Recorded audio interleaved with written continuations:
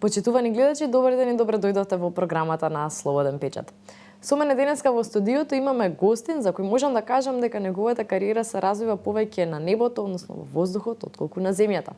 Му посакувам топло добре дојде на Горан Најдовски, стюард и бренд амбасадор за Македонија. Горан, добре дојде. Добре ве најдов и ви благодарам на поканата и добар ден на сите ваши гледачи. За почеток би сакала да те прашам како се одлучи да станеш стюард? Па уште од мал секогаш сакав да патувам, да разпознавам нови култури и после завршувањето на моето средно факултет, јас подоцна почнав да работам во канцелариска работа од 9 до 5 и некако тој простор ме загушуваше и секогаш гледав низ прозор и си викав не можам, не сум таков човек и еден ден се одлучив, се пријавив за конкурс на Визер и така, бев одбран од стотици кандидати, бев среќникот кој се приклучи во тимот. Одлично. Дали можеш да ми откриеш какво е чувството да се работи во воздух? Чувството да се работи во воздух искрено е непроценливо, бидејќи како секоја работа си има предности и мани, кога стануваме во 3 часот изутрина, но кога ќе го испиете кафето над облаци, кога сите спијат, е стварно непроценливо. Прекрасно. Спомнав се дека да се случува и во 3 часот наутро да се вратите од работа. Дали имате одреден распоред според кој се водите, односно како изгледа работното време на еден стюард? Работното време не е како пообичните луѓе од 9 до 5 што се вели. Ние некогаш се будиме во 2-3 часа се спремаме за утрински лет или пак се враќаме во 3-4 наутро. Секој ден ни е различен. Имаме тим кој што ни го спрема нашиот месенџер распоред. Тие се во Унгарија и ние еден месец унапред знаеме на кои дестинации летаме, кои ни се слободни денови и ќе можеме да си го планираме нашето слободно време и активности. Одлично. Според тоа би сакала да ве прашам како изгледа еден работен ден на стюард? Еден работен ден, бидејќи јас сум ноќна птица и ги сакам само вечерните летови, бидејќи не можам од собајле да се будам, не ми е тоа мој шолја чај. Од прилика станувам околу 9-10 часот изутрина, одам на тренинг, вежбам кросфит, подоцна се враќам, зависи кога ми е летото 3 или 5 попладне, имам време да се напијам кафе или ручек со пријателите, подоцна се спремам од дома, униформа, одиме на аеродром, таму имаме канцеларија каде што правиме брифинг со екипажот и со капетаните, ни кажуваат како ќе биде времето, број на патници, рутата која што ќе ја летаме. Во денот се случува да летаме од 2 до 4 лета. Откако ќе завршиме во 2-3 часот утрина, сите се поздравуваме со екипажот, се раскажуваме како ни беше денот и си одиме секој дома. Дали може да ми откриеш кој е најпозитивниот аспект на твојата работа, односно на работата како стюард? Најпозитивниот аспект е што се запознавате со различни луѓе, бидејќи немаме такви можности да патуваме и од други бази од нашата компанија. Култури, пробуваме различни храни и се спријателувате со вашите колеги. Значи, јас исто можам да кажам, кога бев во Будимпешта, првично требаше да бидам таму базиран, запознав колега кој е од Белград и ден денес сме најдобри пријатели, што се вика како од војска. Така да тоа е нешто најубавото во оваа работа што може да се случи. Пријателството и патувањата се согласувам дека се дефинитивно најдобра работа. Следно што би сакала да ве прашаме, често знаеме дека може да се случи нели за време на лет турбуленции, да не е времето сончево, да не биде се како подмачкано да речам. Како успевате во такви ситуации да им помогнете на патниците доколку ете се под стрес, ситуацијата е стресна во авионот, како успевате да им помогнете и да ги смирите? Да, ние сме обучени за тоа, значи поминуваме низ обока од 2 месеци во Унгарија.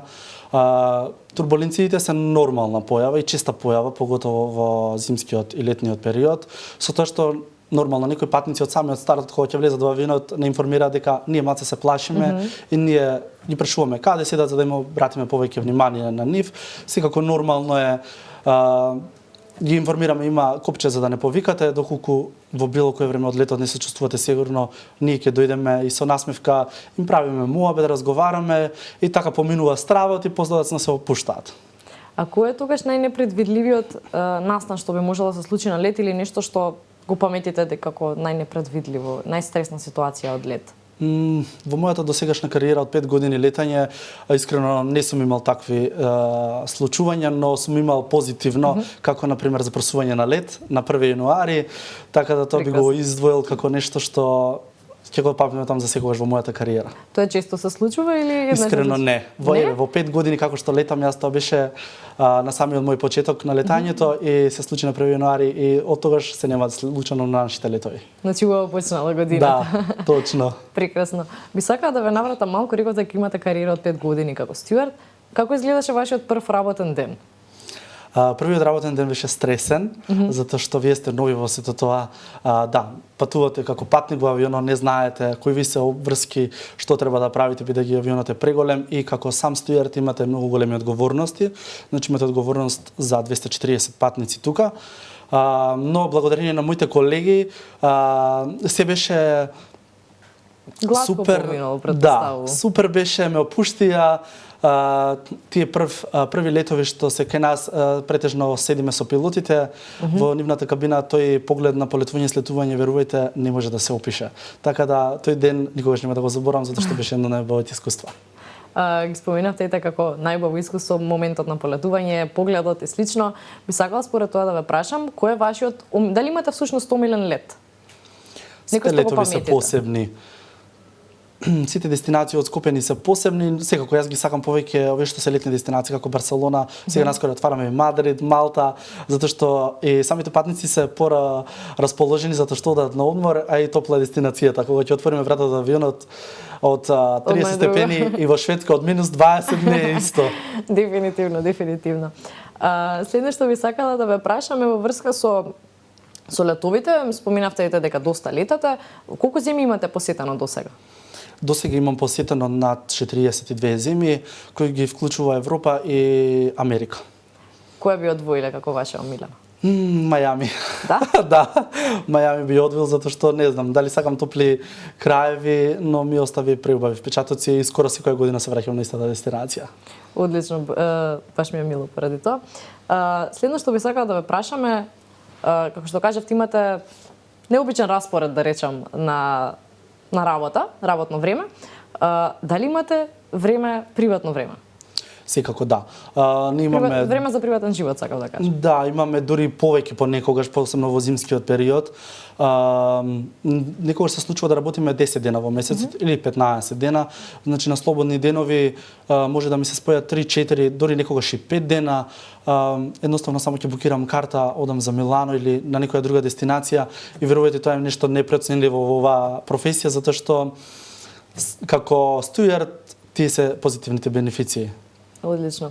Имате доста флексибилна работа, така што точно, да. Одлично тоа. Би сакала да ве прашам, како се гледате вие како маж во професија каде што доминираат жени? Искрено, веќе сме 21 век и можам да кажам дека повеќе застапеност доаѓа веќе и машкиот пол, затоа што нема веќе тие предрасуди ова е женска или машка професија.